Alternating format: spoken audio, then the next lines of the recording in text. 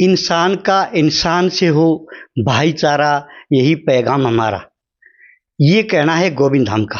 सभी दोस्तों को टोरादून की तरफ से नमस्कार। मैं हूं ऋषिपाल और दोस्तों आज हम फिर पहुंचे हैं गोविंद धाम में और हमारे साथ गुरु जी मौजूद हैं। ये आपने पता है किसी परिचय के मोहताज नहीं। इनका तो एक ही परिचय है, समाज को सुधार करना, समाज को सही रास्ता दिखाना। और विस्तार से बातें करेंगे, गुरु जी बताएंगे। तो आइए मेरे साथ। जी टोरादून पर आपका स्वागत है। जी नमस्कार। कैसा स्वास्थ्य जी? बहुत अच्छा। पहला प्रश्न रहेगा जी, हम बहुत से धामों में जाते हैं एक दूसरे की काट करना, लेकिन यहाँ के श्रद्धालुओं से हमने काफी रिपोर्ट ली है जी, इतना प्यार प्रेम मैंने कहीं नहीं देखा। ऐसी क्या घुटी पिलाते हो यहाँ? देखो, हमारे पास तो हम कुछ ऐसा ना खिलाते हैं ना पिलाते हैं। जो खिलाते हैं वो भी प्रेम है, जो प्याते हैं वो भी प्रेम है। और उस परमात्मा के नाम का जो भाव का और जो सत्य का जो प्रभाव होता है ना, वो अलग टाइप का होता है। लोग देखते हैं चारों तरफ जा करके, घूम करके, कोई कुछ इधर उधर की चीजें हमारा काम नहीं है। जब हम ही किसी की निंदा नहीं करेंगे तो लोग क्यों करेंगे? तो उनको पता है सही क्या है, गलत क्या है, सत्य क्या, असत्य क्या है, समझ में आने लगी हैं लोगों को धीरे धीरे चीजें। और जो परमात्मा नाम की ताकत है, जो उसके भजन की जो ताकत है, ध्यान की जो ताकत है, सुमरण की जो ताकत है, लोग, मैं देखता हूं हमारे पास आने वाले लोग 6-6, 7-7, 10-10 घंटे ध्यान करते हैं बैठ करके परमात्मा का। वो ध्यान करने वाले लोग अपने अंदर मस्त रहते हैं, इधर उधर की बातों में क्यों घुसेंगे वो? कई महिला देखी जी, हमने बिल्कुल रोती हुई आई और यहाँ से हंसती हुई गई। तो मैंने उनसे पूछा, बहन जी आप क्यों रोती जा रही थी, कैसे हंसती आई? नो बोली, गुरु जी ने जो हमारे को शिक्षा दी वो कहीं नहीं मिली। ऐसी कौन सी शिक्षा है? देखो, परमात्मा नाम की जो ताकत है ना, उसका कोई इस दुनिया में, इस ब्रह्मांड के अंदर उससे श्रेष्ठ कोई ताकत नहीं है। हाँ जी। जब उन जीवों को ये समझ आता है कि सत्य क्या है, और जो दुख परेशान लोग हैं, जो इतने अंदर से टूट चुके हैं, उनका कोई अपना रहता नहीं हर प्रकार से। जो बेचारा गरीब आदमी है, उसको कोई सुनने वाला नहीं है इस संसार के अंदर। जितने भी लोग हैं सब पैसे पैसे इकट्ठे करते, पैसे ऐंठ लेते हैं लोगों के। हाँ। और हम जो भी करते हैं, जैसे भी करते हैं, लोग सत्संग में आते हैं, भाव से आते हैं, काम के लिए आते हैं। हम अपने से जो हो सकता है प्रयास करते हैं, जो हमारे पास आ रहा है, हमारे से जितना भी हो सकता है, मन के साथ, भाव के साथ, तन के साथ, सेवा के साथ, सुमरण के साथ, जितनी भी हो सके हम सब की अपनी तरफ से मदद करने का प्रयास करते हैं। और उसी के कारण से लोग इतने प्यार से और इतने भाव के साथ इतने खुश होकर के जाते हैं। ऐसे ऐसे धाम जी हर डिस्ट्रिक्ट में हो जाए गोविंद धाम जैसे, आम पब्लिक पे कितना असर पड़ेगा? देखो, हर चीज के नेगेटिव और पॉजिटिव दोनों प्रकार के रिजल्ट होते हैं। हाँ जी। इस संसार के अंदर आज भी हैं। इस संसार के अंदर हर जगह सत्संग है, हर जगह लोग हैं, हर जगह गुरु हैं, भागवत कथाएं हो रही हैं, मंदिर गांव गांव में बने हुए हैं। आज क्या नहीं है, सब जगह हैं ये चीजें। लेकिन वो चीजें की समझने वाले कौन हैं? फर्क समझने वालों से पड़ता है कि समझने वाले कौन हैं, किस भाव से हैं, कौन कितना लेना चाहता है, और समर्थ कौन कितना है। इस ब्रह्मांड के अंदर गुरुओं की बहुत कमी है, बहुत कमी है। ऐसा नहीं है जो आप लोगों को दिख रहे हैं चारों तरफ, गुरुओं की बहुत कमी है। गिनती के गुरु हैं इस ब्रह्मांड के अंदर। मैं बार बार बोलता हूं, 12-14 ही गुरु हैं इस ब्रह्मांड के अंदर। तो ये असंभव है, क्योंकि वो समर्थ लोग हैं और वो समय जा करके बड़ा मुश्किल होता है घर घर जा करके। लेकिन हाँ, उनकी आवाज, जो उनके शब्द, जो सत्संग, जो नाम, जो एनर्जी, वो आप सब लोगों तक पहुंच सकती है। और उसका परिणाम ब्रह्मांड के अंदर संसार के अंदर प्रभाव होता है उसका। अच्छा जी, बहुत सी जगह हम देखा हाँ, डेरे और मंदिरों में काफी लाल माथा करे बैठे और वही क्या कहते हैं, आपका अच्छा कर्म नहीं है, आपने वहाँ धरया नहीं ढक्या नहीं, आपका भाई वो मर गया वो सिद्ध है।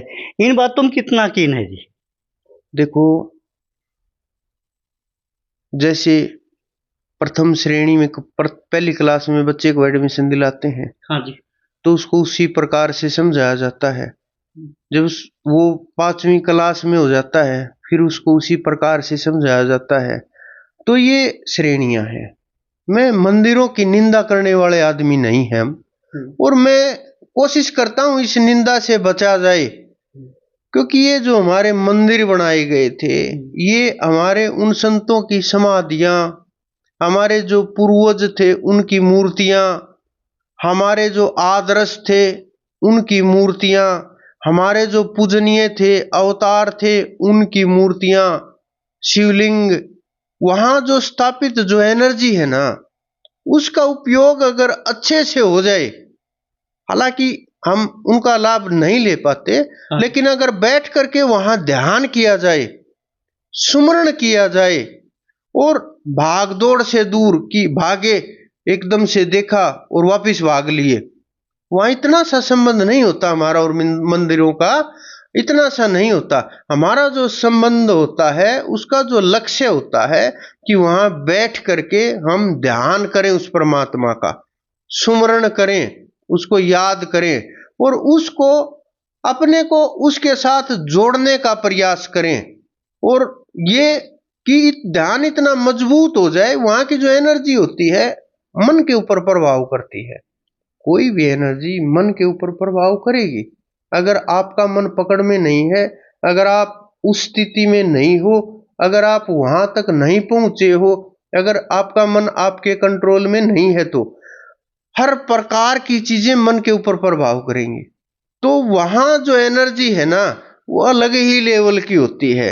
और वो क्योंकि जहां हर समय संतों का आना जाना रहेगा, सुमरण होगा, ध्यान होगा, पवित्र वातावरण होगा, तो वहां अलग ही लेवल की एनर्जी होगी। आप बैठ करके ध्यान करो, वहां जा करके इधर उधर की चीजों को अगर आप नहीं देखना चाहते, उन चीजों को, पुजारियों को, और जो वहां, आप अच्छी चीजों को देखो, जो पॉजिटिव चीजें उनकी ओर ध्यान करो, उनके बारे में सोचो, और जो आप वहां प्राप्त करने के लिए गए हो उसके लिए आप बैठ करके सुमरण करो। जब वहां सुमरण करोगे तो और ज्यादा ध्यान लगेगा आपका। अच्छा जी, एक और मैं गोविंद धाम के अपने चैनल के माध्यम से तारीफ करूंगा, एक मुहिम बहुत बढ़िया चलाई आपने। हर जगह देखा कर दे, कहीं कृष्ण जी का फोटो है, कहीं रामचंद्र का फोटो है, कहीं शिवजी महाराज का फोटो पड़ा है, वो सारे आपने इकट्ठे करवा लिए, अब कहीं नहीं दिखते। क्या ये आगे भी इसी प्रकार रहेगी? देखो जी, इस मुहिम के लिए, इस चीज के लिए आप सब लोगों के साथ की भी आवश्यकता है मुझे। हाँ जी। ये मैं अकेले नहीं कर पाऊंगा। इसके लिए मुझे आपके पैसे की जरूरत नहीं है, आपकी और किसी वस्तु की भी जरूरत नहीं है, मुझे आपके सहयोग की आवश्यकता है। ये किस प्रकार का, कि जहां आपको मूर्ति मिले, जहां आपको ये सामान मिले, जहां आपको ये चीजें मिले जो हमारे सनातन से जुड़ी हुई चीजें हैं, चाहे वो मूर्ति पत्थर से बनी हुई हो, चाहे वो कागज से बनी हुई किसी प्रकार की भी हो, चाहे वो कोई ग्रंथ हो, पुस्तक हो, धार्मिक सामग्री कोई भी हो, अगर आपको कहीं रखी मिले, वृक्ष के नीचे, नदी के पास, और कहीं किसी भी प्रकार से, या कोई उसको जल में मिले, किसी भी जगह मिले, आप कृपया ऐसा करना कि उनको उठा करके कृपया यहां तक भेज देना। या वैसे भी बता दीजिए आपको, तभी वहां से ले आओगे कहीं। कोशिश करेंगे, अगर हमारे वहां साधक हैं, हाँ जी, अगर हमारी टीम वहां कार्य कर रही है, तो वो चीज वहां से उठा लेगी हमारी टीम। हो सकता है बहुत जगह, अभी हमारे पास बिहार से बहुत चीजें आई थी, बहुत चीजें, कई कॉलेजों की जो टीम है वो हमारे साथ जुड़ करके काम कर रहे हैं, और भी कई स्टेट में, महाराष्ट्र में भी हमारा काम चल रहा है, कई स्टेटों में। तो हम प्रयास कर रहे हैं, जहां हमारी टीम है वहां से तो वो उठा लेते हैं, लेकिन देश बहुत बड़ा है, आपके सहयोग के बिना मैं अकेला इस काम में जितना हो सकता उतना तो प्रयास कर ही रहे हैं और करते रहेंगे। लेकिन अगर आपका सहयोग और हमें मिलेगा तो हम इस कार्य को आपके सहयोग से और अच्छे से कर पाएंगे। अच्छा जी, एक और देखा हमने यहाँ के श्रद्धालुओं में, बोलने से पहले प्यार की वर्षा करते जी, इतना प्यार, इतना बढ़िया बोले। और दूसरी बात, यहाँ कोई बीड़ी सिगरेट का भी काम नहीं देखा जी, बिल्कुल ऐसा डिसिप्लिन तो मैं ये कहूँ आर्मी में भी नहीं है। देखो जी, जो लोग हैं वो जानते हैं कि ये बीड़ी सिगरेट तंबाकू गुटखा और बुरी चीजें, नशे, शराब, गांजा, ये शरीर के लिए नुकसानदायक होती हैं। हाँ जी। आप भी अपने बच्चों को यही शिक्षा देते हो, प्रयास करते हो कि किसी प्रकार से भी। आज के जमाने में मैं एक बात मानता हूं कि अगर कोई भी व्यक्ति इन बुरी चीजों से, अगर कोई ये 17-18 से की एज से लेकर के 25-26 तक के युवा जो लोग हैं, युवा जो समूह है, जो अपने भाई हैं, वो अगर बच जाएं हाँ जी। तो 80% तो उनका जीवन वैसे ही सुधर जाएगा। 80% जो परिवार है उनमें वैसे ही बदलाव हो जाएगा। 80% जो देश है वैसे ही सुधर जाएगा। पैसे कमाना कोई बड़ी बात नहीं है। आज के जमाने में कोई भी काम करके गुजारा तो कर ही लेगा अगर वो स्वस्थ है। क्योंकि मैं देखता हूं आजकल के युवा कॉलेज वाले बच्चे, हाँ जी। कॉलेजों से वो शराब की दुकानों के ऊपर, क्लबों के बाहर पड़े रहते हैं, नशे में फंसे रहते हैं। बहुत बुरी तरीके से इधर उधर चीजों में इतने लिप्त हो गए हैं कि उन्हें घुस तो गए, चाहे किसी ने घुसा दिए, कारण चाहे जो भी रहा हो, चाहे गम में और कुछ दिमाग की टेंशन की वजह से बर्डन, चाहे कारण जो भी उन्होंने मान लिया हो, वो घुस तो गए लेकिन उनका निकलना आसान नहीं रहा है। तो मैं प्रयास करता हूं कि उन बच्चों से बात करके, समझा करके, परमात्मा की तरफ मोड़ करके, जो दिमाग में चीजें फंसी हुई है उनको निकाल करके, मतलब अपनी तरफ से कोशिश करते हैं कि किसी भी प्रकार से वो चीजें बाहर आ करके और उसको एक अच्छा साधक और परमात्मा की तरफ मोड़ करके उससे अच्छा व्यक्ति, सामाजिक भी, आर्थिक तौर के ऊपर भी और आध्यात्मिक तौर के ऊपर भी उसे इतना मजबूत कर दिया जाए कि वो औरों को ये शिक्षा दे सके कि जैसे हम सुधर गए वैसे ही आप लोग सुधर जाओ। आखिरी प्रश्न रहेगा जी, हमारे दर्शकों को कृष्ण जी महाराज की 2 बात विशेष बताओ। उनकी तो तुलना ही क्या की जा सकती है, आप सबको ही पता है। वो तो मेरे गुरु हैं।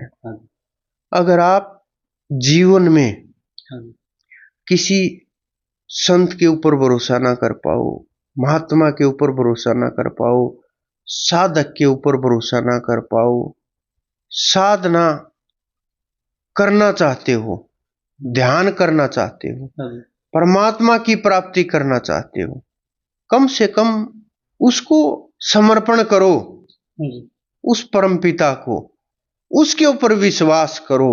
और विश्वास जब समर्पण हो जाएगा, जो साधक लोग हैं, एक समय आएगा, इस जन्म में ना सही अगले में सही, किसी न किसी जन्म में आकर के वो या तो समर्थ गुरु को भेज देंगे,